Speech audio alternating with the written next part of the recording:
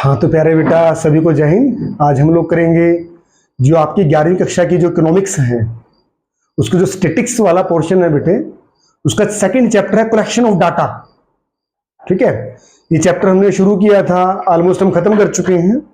ठीक है, तो जिसका उसी कड़ी में लास्ट पार्ट था आपका, जो लास्ट पार्ट है आपका precaution in the use of secondary data.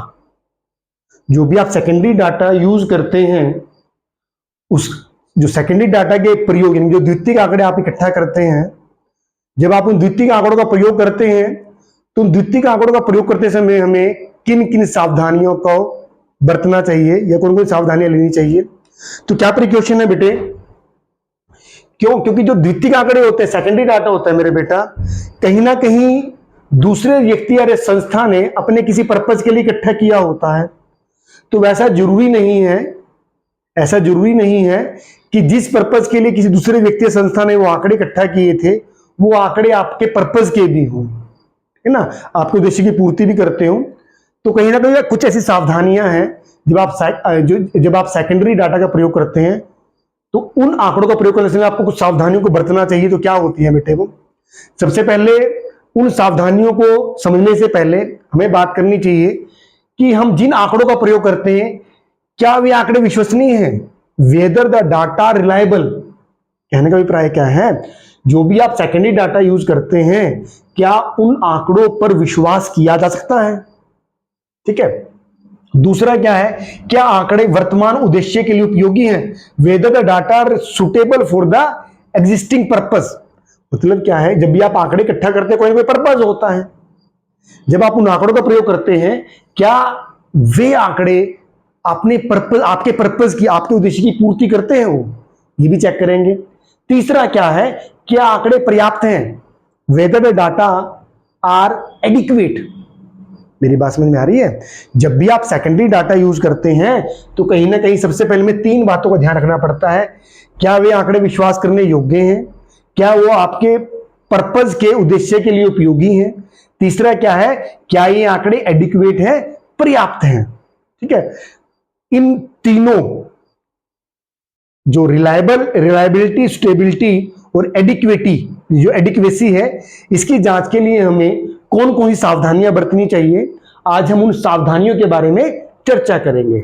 ठीक है, तो मेरे बेटा पहला क्या है आपका, संकलन संगठन की योग्यता, the ability of the collecting organisation.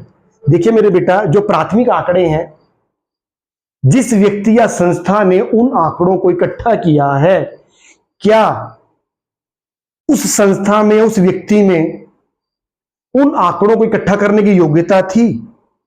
बात समझ में आ रही है?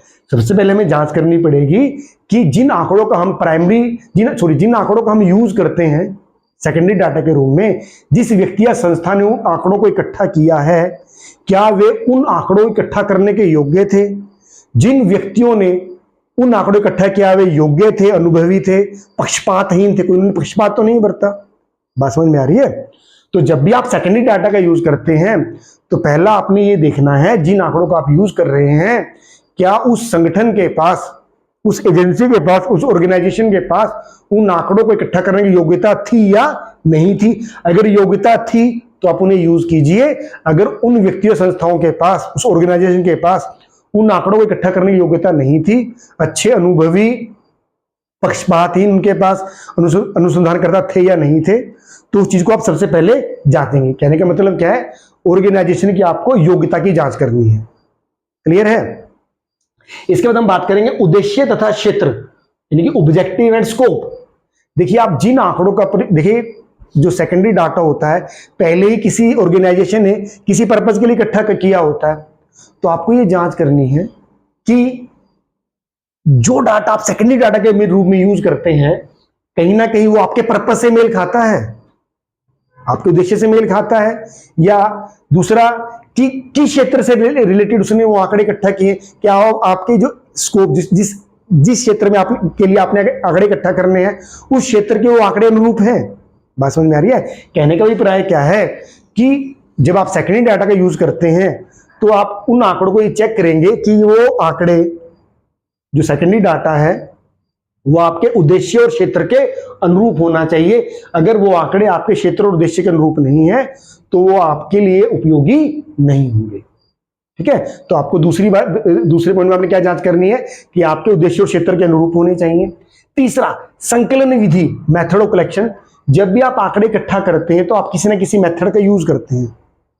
ठीक है, तो आप ये जांच करेंगे कि जो आप सेकेंडरी डाटा यूज करते हैं कि पहले वो किस विधि के द्वारा आंकड़े इकट्ठा किए गए हैं, क्या वो जिस विधि का प्रयोग किया गया है वो विश्वसनीय है, क्या आप उस विधि पर विश्वास कर सकते हैं। अगर विधि विश्वसनीय है तो वो आंकड़े आपके लिए उपयोगी होंगे, अदरवाइज वो आंकड़े आपके लिए उपयोगी नहीं होंगे।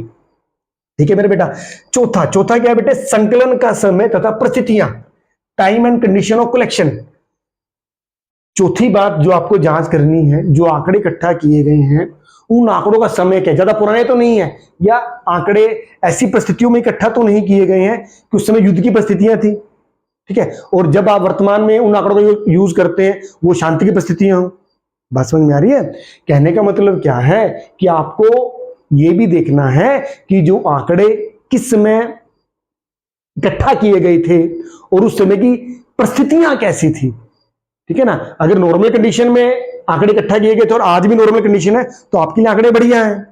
अदरवाइज अगर उस समय स्थितियां विपरीत थी और अब परिस्थितियां सामान्य हैं तो फिर वो आंकड़े आपके लिए उपयोगी नहीं होंगे। इसके बाद हम बात करेंगे बेटा पांचवें पॉइंट में, इकाई की परिभाषा, डेफिनेशन ऑफ द यूनिट्स। कहने का अभिप्राय क्या है, इसमें जिस डाटा का आप यूज करते हैं सेकेंडरी डाटा के युग में, उनमें जिन इकाइयों का प्रयोग, मतलब आंकड़े इकट्ठा करते हुए जिन इकाइयों का प्रयोग किया गया है, क्या वे इकाइयां वर्तमान पर्पस के लिए आपके लिए उपयोगी हैं, तो फिर आंकड़े आपके लिए बढ़िया होंगे। अगर यूनिट्स मेल नहीं खाती, इकाई मेल नहीं खाती, तो वे आंकड़े आपके लिए उपयोगी नहीं होंगे। ठीक है मेरे बेटा। इसके बाद जो लास्ट पॉइंट हम लोग बात करेंगे शुद्धता, एक्यूरेसी की। ठीक है, जब भी आप लोग सेकेंडरी डाटा का यूज करते हैं, ठीक है, तो शुद्धता का स्तर बहुत जरूरी है। अगर आप देखते हैं कि आपने जो रिसर्च करनी है, जो आपका पर्पस है, आपको हाई लेवल की एक्यूरेसी चाहिए, शुद्धता चाहिए आंकड़ों में, रिजल्ट में, और जिन आंकड़ों का आप प्रयोग करते हैं उन आंकड़ों में इतनी विश्वसनीयता, इतनी शुद्धता नहीं है, तो बेटे वो आंकड़े आपके किसी पर्पस के नहीं होंगे।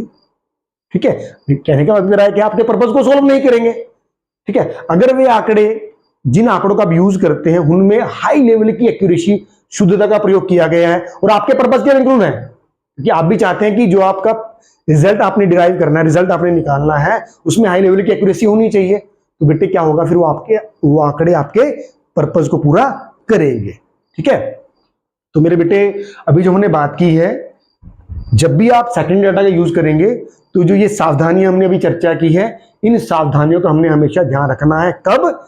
जब हम लोग जो प्रकाशित आंकड़े हैं, पब्लिश डाटा है, सेकेंडरी डाटा के रूप में हम उन आंकड़ों का प्रयोग करते हैं, तो निम्न सावधानियों का हमें सावधानी पर प्रयोग करना है। ठीक है, मतलब कहने का अभिप्राय क्या है कि हमें पूरी तरह सावधानी बरतनी है। कब? जब हमें उन आंकड़ों का प्रयोग करना है जो ऑलरेडी पब्लिश डाटा है। ठीक है मेरे बेटा, उम्मीद है बड़ा आसान सा प्रश्न था, आपको समझ में आ गया होगा। अगर मेरे बेटा समझ में नहीं आया तो एक दो बार ध्यान से सुनेंगे तो आसानी से आपको समझ में ये आ जाएगा। धन्यवाद।